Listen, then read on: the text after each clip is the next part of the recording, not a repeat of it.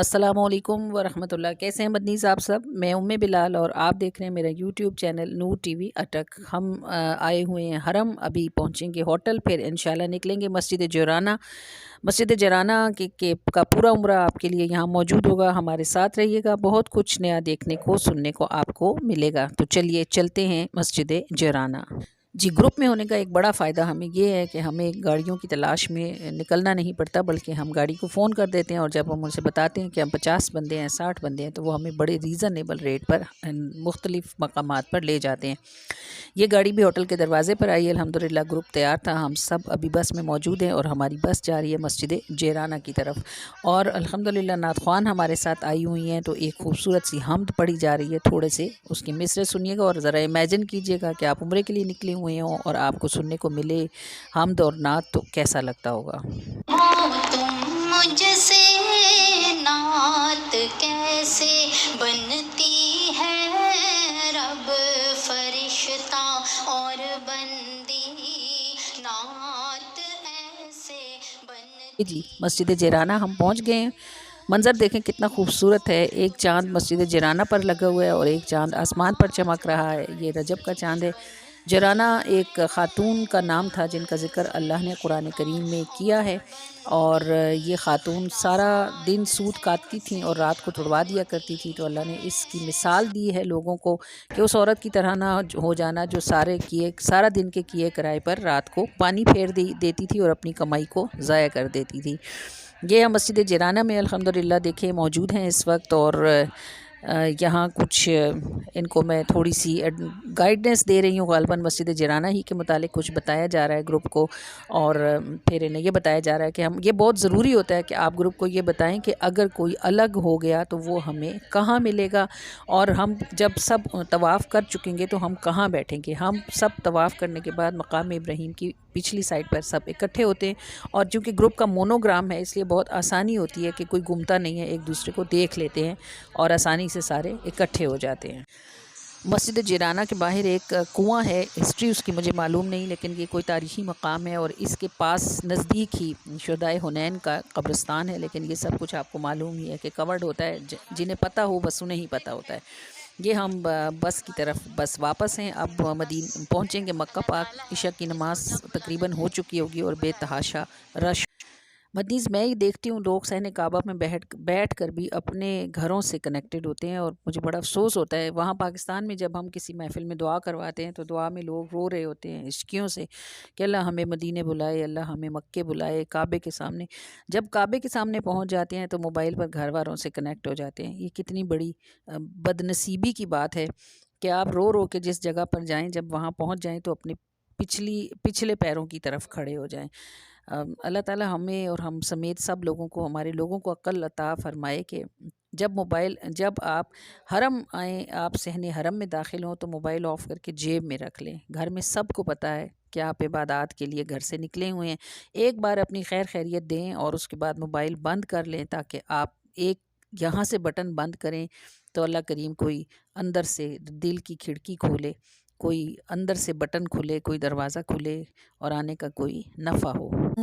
سے تیرے صحن تلک میرا سفر عمرہ قبول ہو، میرا سفر عمرہ قبول ہو، میرا سفر عمرہ قبول ہو۔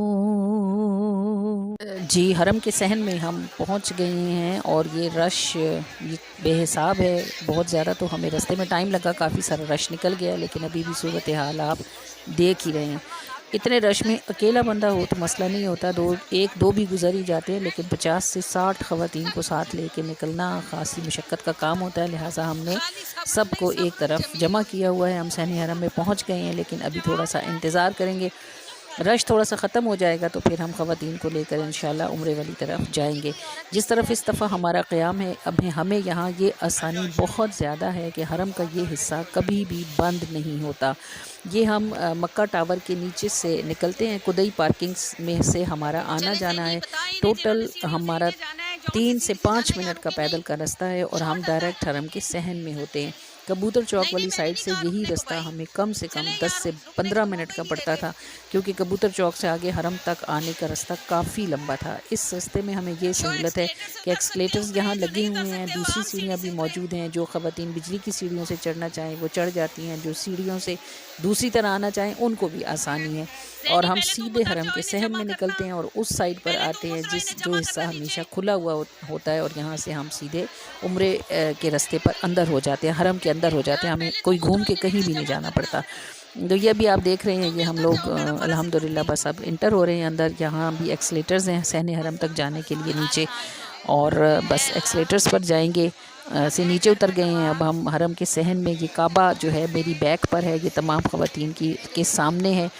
ہم عمرے کی نیت کر رہے ہیں اور اس کے بعد ہم طواف کی نیت کر رہے ہیں، اور اس کے بعد ہم طواف کے لیے صحن حرم میں داخل ہو جائیں گے۔ اللہ کی رحمت سے امید ہے کہ یہ عمرہ ہمارا انشاءاللہ بہت آسانی کے ساتھ پورا ہو جائے گا۔ اللہ تعالیٰ اس کو قبول فرمائے۔ یہ عمرہ جو ہم نے جیرانہ سے کیا ہے، یہ رسول اللہ صلی اللہ علیہ وآلہ وسلم کی ساری امت کی اس سال کی نیت سے کیا ہے۔ پچھلے سال تک یہ طریقہ تھا کہ جب ہم مروہ پر ہماری سعی ختم ہوتی تھی تو ہم مروہ پر ہی نفل ادا کیا کرتے تھے اور بال وہیں کاٹا کرتے تھے۔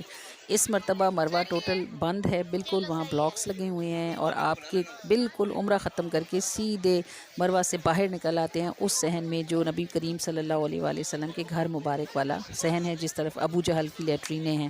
باہر نکل کے آپ بے شک بال وغیرہ کاٹ لیں، اندر ایک لمحے کے لیے ٹھہرنے کی اجازت بالکل بھی نہیں ہے۔ یہ ایک نئی بات ہے جو اس سے پہلے ہم الحمدللہ 14 سال ہو گئے ہمیں آتے ہوئے، اس سال یہ ایسا ہوا ہے کہ انہوں نے اس کو بدعت کر کے اسے بند کر دیا ہوا ہے۔